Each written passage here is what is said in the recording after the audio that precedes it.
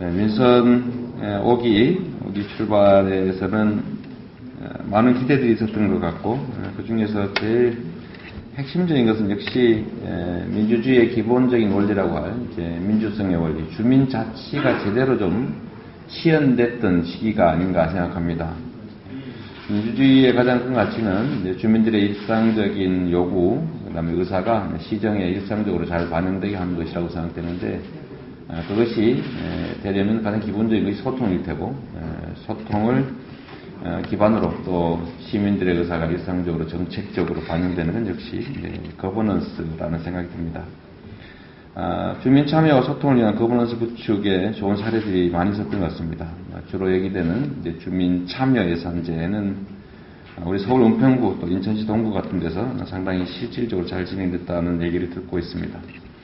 또 울산 북구 또 수원시 등에서 시민계획단 이런 것들 형태로 주민 참여 조례가 상당히 활성화됐다는 판단들이 있고, 좀 더 나아가서 시민 배심원제를 도입했던 우리 염태영 수원시장님을 포함해서 여러 곳에서 이런 성과들이 있었던 것 같습니다. 또 한 가지 민선 5기의 성과라고 하면 역시 사회적 경제의 활성화까지는 못 가더라도 단초를 열었던 것이 아닌가 하는 생각이 좀 듭니다.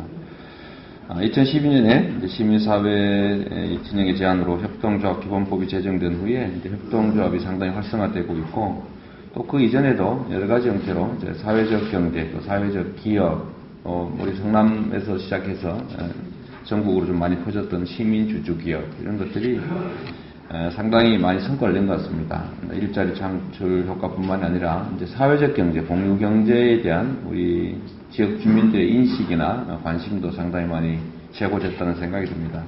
좀 더 앞으로 많이 좀 확대돼야 할 부분이 아닌가 생각하고, 대한민국 경제 체제의 가장 심각한 문제인 양극화, 신자유주의라고 하는 그 한계를 뛰어넘는 새로운 영역으로 우리 지방정부에서 각별히 신경 써야 될 부분이라는 생각이 듭니다.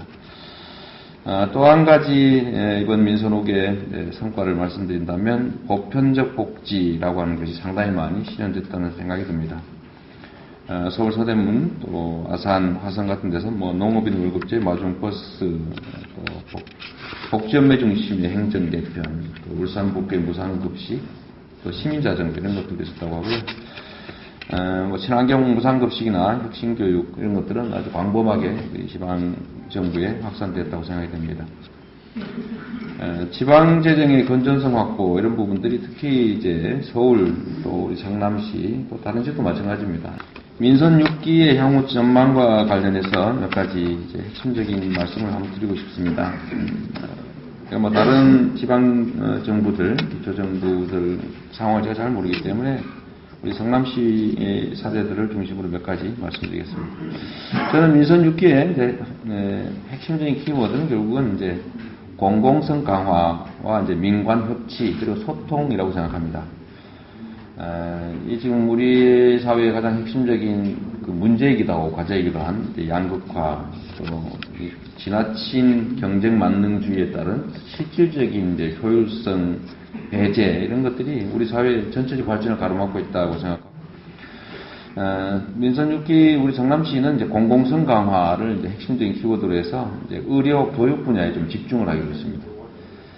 의료 공공성 강화는 좀 최근에 의료 민영화하고 맞물려서 모든 사회 영역에서 오로지 자본의 이익을 위해서 전면적으로 그 민영화 또 무한 경쟁 이런 쪽으로 내몰고 있습니다. 그러나 의식주와 마찬가지로 시민이 건강하게 최소한의 건강한 삶을 유지하는 것은 역시 지방정부를 포함한 국가 공공 영역의 최소한의 책무이고, 사람이 또 인간적인 존엄성을 유지하면서 기본적인 인권을 향유하는 그런 국민으로 살아가기 위해서 최고로 필요한 영역이라고 생각됩니다. 그런데 불행하게도 의료라고 하는 것이 돈벌이 수단으로 전락해서 의료 공공성, 즉 의료라고 하는 것은 국민이 최소한의 삶을 영위하기 위한 기본적 공공 서비스다 이런 생각이 없는 것 같습니다. 그래서 의료 공공성 강화라고 하는 게 새로운 시대적 화두가 되어야 된다고 생각하고, 그래서 우리 성남시에서는 모든 시민에게 시민 주치를 지정해주고 또 출산 시에 공공산후조리원을 건립해서 이제 출산에 따른 부담을 없애주는 그런 일을 시작해 보려고 합니다. 또 공공성 강화의 한 영역으로 이제 교육 부분의 공공성을 강화할 필요가 있다고 생각됩니다. 우리나라 사회가 실제로 초중고에서 이 사회나 대학이 필요로 하는 창의형 인재를 양성하지 못하다 보니까 부모들이 사교육비 부담을 통해서 경쟁을 하게 되고 결국은 이제 부모의 사회적 지위와 재산, 부에 따라서 그 다음 세대들의 미래도 거의 결판나버리는, 즉 계층 이동이 봉쇄된 사회가 된 것 같습니다. 그래서 사교육비 부담을 최소화하고 초중고 공교육 현장에서 이 사회가 필요로 하는 창의형 인재를 양성할 수 있도록 하는데 그게 이제 시설, 또 인력, 예산, 또 프로그램 이런 면에서 한계가 있기 때문에 우리 지방 정부에서 교육 부분에 최대한 투자를 좀 확대할 필요가 있다고 생각합니다.